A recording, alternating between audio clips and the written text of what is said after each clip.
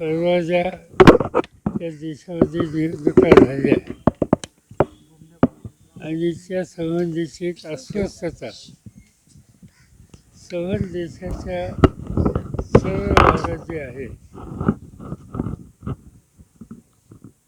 त्याच्याबद्दलचं जो जनमत आहे ते जनमत बाबांनी हा कार्यक्रम हातामध्ये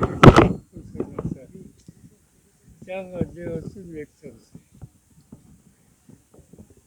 लोकांच्या चर्चा ही होती की कालच्या ज्या निवडणुका झाल्या त्या निवडणुकीमध्ये सत्तेचा गैरवापर आणि पैशाचा महापूर या गोष्टी यापूर्वी कधी बघितल्या जात्या.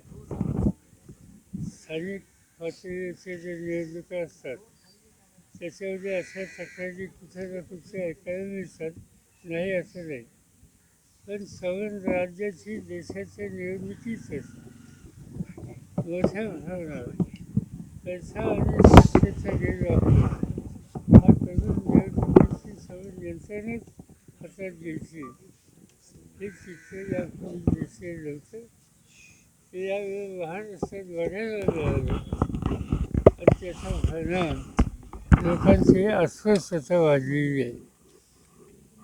लोकांच्यातली जी चर्चा मी 2 दिवस ऐकतोय की कालच आंदोलनातनं येत असताना आंदोलनाच्या बाहेर जे काही लोक भेटले त्या सगळ्यांना लेखकच नारायणांची आठवण आली. आज कुणीतरी या दृष्टीनं प्रभावी पाऊल टाकण्याची आवश्यकता आहे हा लोकांच्या त्या चर्चेचा सूर आहे. आणि त्याच्यात जी माहिती कळली तिथं दिल्लीला सुद्धा की बाबा आढावांनी यामध्ये पुढाकार घेतला आणि ते स्वतः महात्मा ज्योतिबा फुलेंशी संबंधित अशा वास्तूमध्ये ते बसलेले आहेत. एक प्रकारचा दिलासा बाबांच्या या उपोषणानं सामान्य लोकांच्यात येतोय असं मला स्वच्छ दिसतं. पण याचा अर्थ त्यांनी राष्ट्रीय कर्तव्य देशाची आवश्यकता म्हणून ही भूमिका घेतली, पण त्यांनी एकट्यानेच ही भूमिका घेणं हे काही पुरेसं नाही. शेवटी एक प्रकारचा जनतेचा उठावच या सगळ्या प्रश्नाच्या संबंधी केला नाही तर संसदीय लोकशाही पद्धती ही उद्ध्वस्त होईल अशी चित्र या ठिकाणी आज दिसतं. देशाची सूत्र ज्यांच्या हातात आहेत त्यांना याच्याबद्दलचं काही पडलेलं नाही. इतकी चर्चा सर्व देशात आहे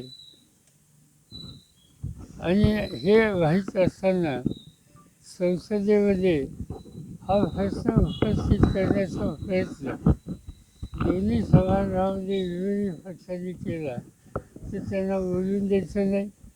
एकदा 6 दिवसाच्या अधिवेशनामध्ये रोज सकाळी 11 वाजता विरोधी पक्ष नेते दोन्ही सभागृहाचे या गोष्टीला आमचं म्हणणं मांडायला आम्हाला संमती द्या एवढी एक मागणी करतात की या 6 दिवसात एकदाही मंजूर झाली नाही.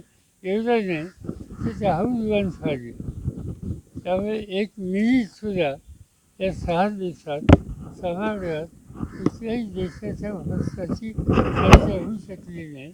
याचा अर्थ स्वच्छ आहे की संसदीय लोकशाही पद्धती याच्यावरच हा आघात हा राज्यकर्त्यांचा आहे आणि याच्यासाठी आता तिथं काय चाललं आहे इथपर्यंत सीमित ठेवून चालणार नाही. शेवटी लोकांच्यातच जावं लागेल, लोकांना जागृत करावं लागेल. खरं म्हणजे तर लोक जागृत आहेत, त्याच्यात कोणताही उठाव केला पाहिजे आज त्याची आवश्यकता आहे. ते बाबांच्या उपोषणाचं स्पष्ट झालेलं आहे आणि माझी खात्री आहे की याचा परिणाम जो आवश्यक आहे तो आज ना उद्या हा दिसल्याशिवाय राहणार नाही. सत्तेचा गैरवापर आणि बऱ्या लोकांना संरक्षण या दोन्ही गोष्टी या ठिकाणी दिसतात. त्याच्यात सखोल जाऊ इच्छित नाही, पण आज हे प्रश्न उपस्थित झालेत त्याची नोंद आपल्या सगळ्यांना घ्यावी लागेल.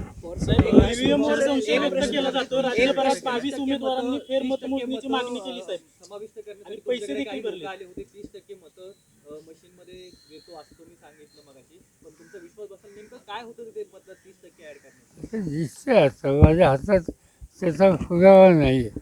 काही लोकांनी प्रेझेंटेशन आम्हाला केलं की हे या पद्धतीने करणं शक्य आहे, ते केलं नाही.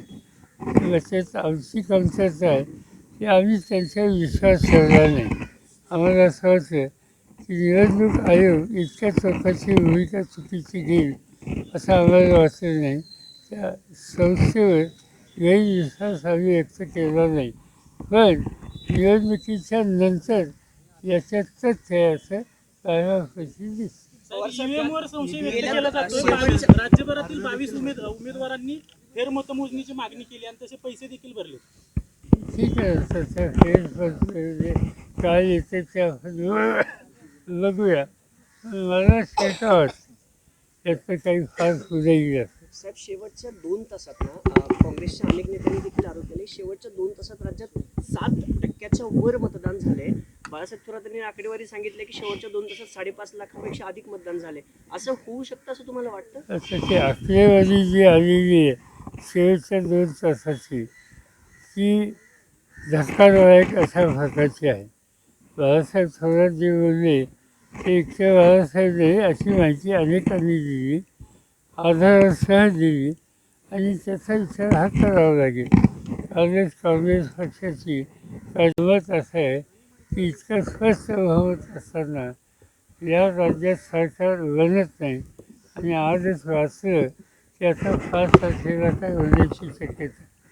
याचा अर्थ स्वच्छ आहे की लोकांचं मत बहुमत या सगळ्या गोष्टी काही महत्त्वाच्या नाहीत. जे काही चाललं आहे ते राज्याला अशोभनीय आहे. मुहूर्त नाही सांगितलं साहेब, मुहूर्त नाही म्हणताय. हं. मुहूर्त नाही.